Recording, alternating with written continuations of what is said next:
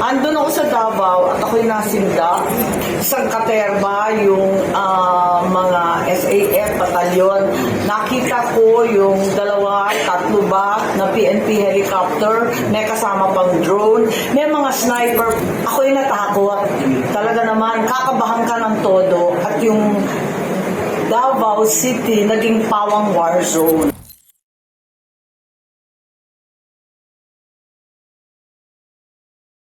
Ang balita ko may warrant of arrest pero walang... Naghayag ng lubhang pagkabahala si Senadora Amy Marcos sa hindi kaaya-aya na paglusob ng pwersa ng kapulisan sa Kingdom of Jesus Christ o KOJC sa Davao City.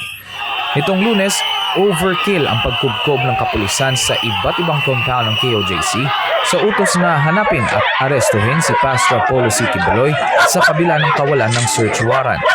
Dahil sa marahas na kilos ng PNP ay nagkaroon ng standoff sa pagitan ng dalawang kampo kung saan nagkasapakan, nagkatulakan, nagkabasaan ng tubig at winasak pa ang gate sa isang lugar na itinuturing na sanktuaryo o banal ng mga misyonaryo.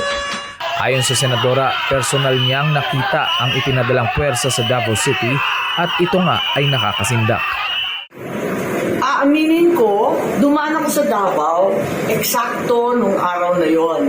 Andun ako sa Davao at ako'y nasinda kasi ang dami-daming SWAT, CIDG sa airport, isang katerba yung mga SAF batalyon. Nakita ko yung dalawa, tatlo ba na PNP helicopter, may kasama pang drone, may mga sniper pa sa tuktok ng mga building.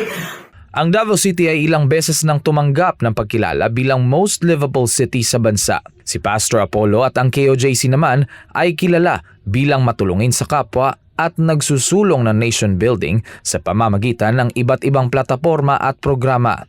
Ikinalulungkot ng senadora ang naging paraan ng gobyerno sa pagkamit ng hustisya sa gitna ng harapang pang-aabuso.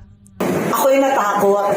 Talaga naman, kakabahan ka ng todo at yung Davao City naging pawang war zone.